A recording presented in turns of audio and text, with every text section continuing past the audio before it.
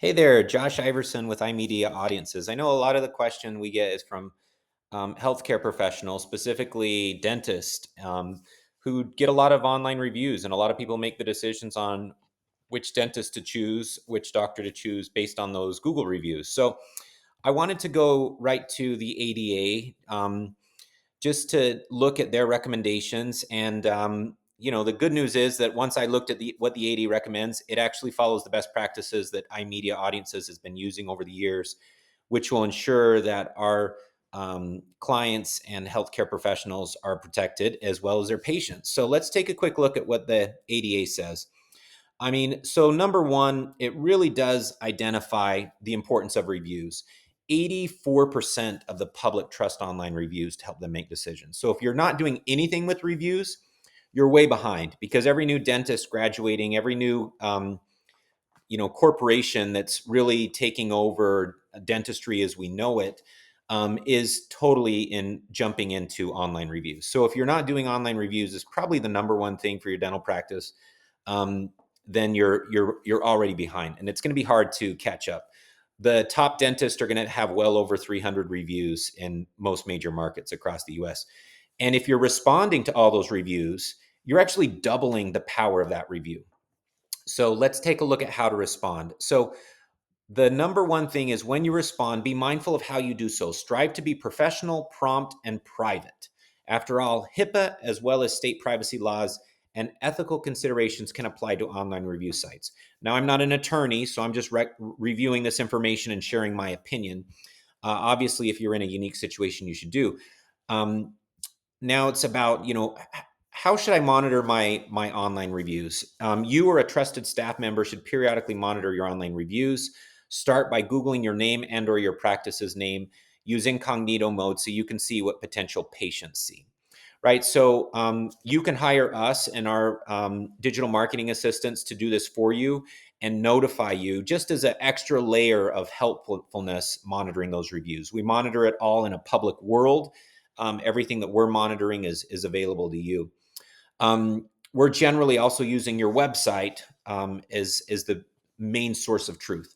Now, here's where the HIPAA applies to online reviews. Dental practices can be fined thousands of dollars for responding to online reviews with identifiable patient information, such as a patient's name, insurance information, treatment plan, and or cost information. But fines might also apply if your response merely confirms that a patient was indeed at your practice, right?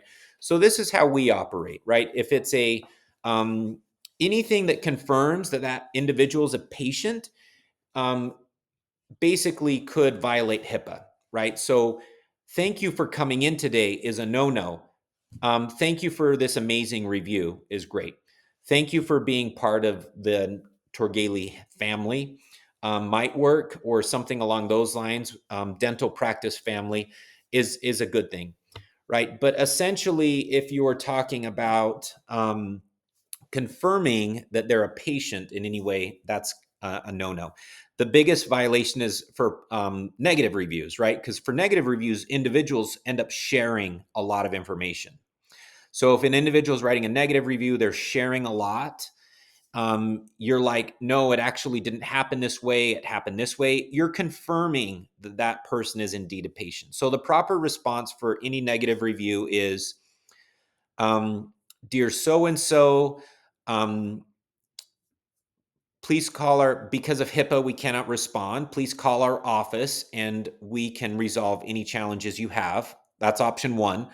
If option two might be something along the lines of, we can't confirm or deny that you are indeed a patient, but we are sorry that you had this experience, and we're sorry that you're sharing it in such a public form.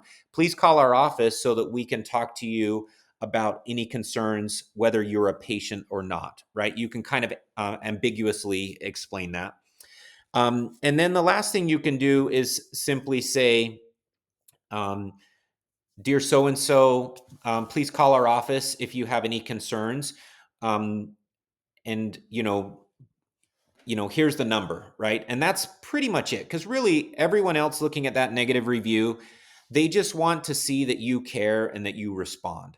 Now, what Google sees all the keywords happening in these reviews. So they see the review keywords that the person writes, and they see the review keywords that the practice writes. So the response, we suggest a templated response every time that includes certain keywords, such as, we want to be the best chiropractor in the area. We want to be the best dentist in the area. We want to be the best orthodontist in such and such market. Best dentist in town, state. Best dermatologist in town, state. Why would you use that? Because that's what people search, right? So your response should include that. Thank you so much for leaving this review, dear so-and-so. Thank you so much for leaving this review. We appreciate this review, and we aim to be the best dentist in such and such town. Perfectly okay. Doesn't need to be personal. Doesn't need to be, hey, we know you. You don't need to worry about the person leaving the review. And if you do, you can talk about it when they come in next time and explain that we can't really actually say that you're a patient because that would be in violation of HIPAA. And really, that's what the ADA talks about. It talks about, can I ask my patients to leave reviews? This is in general, people are more likely to, which is why soliciting positive reviews can help paint a more. You can absolutely solicit those reviews. So yes, you can. Why won't a review site help me get rid of nasty reviews? It talks about bad reviews. You can't really get rid of them. Once they're out there, they're out there. It talks about how should I respond to positive reviews. And again, it says, thank you. We appreciate our patience. We love, if you say like, we appreciate our patience, it's negative. We love treating your kids, it's negative. You just say, thank you so much for the amazing review. We want to be the best dentist in such and such town. But basically, you can't confirm that that person or anyone in their family is a patient. You don't want to use their, their even their name. Sometimes you may or may not want to use it, right? I think this is one that is very hard not to do, right? There's a lot of people named Tyler. Thank you, Tyler, for leaving this review. We really do appreciate it. We do aim to be the best dentist in Las Vegas, right? As far as how should I respond to negative reviews, this is the hardest part. It does talk about how to do it.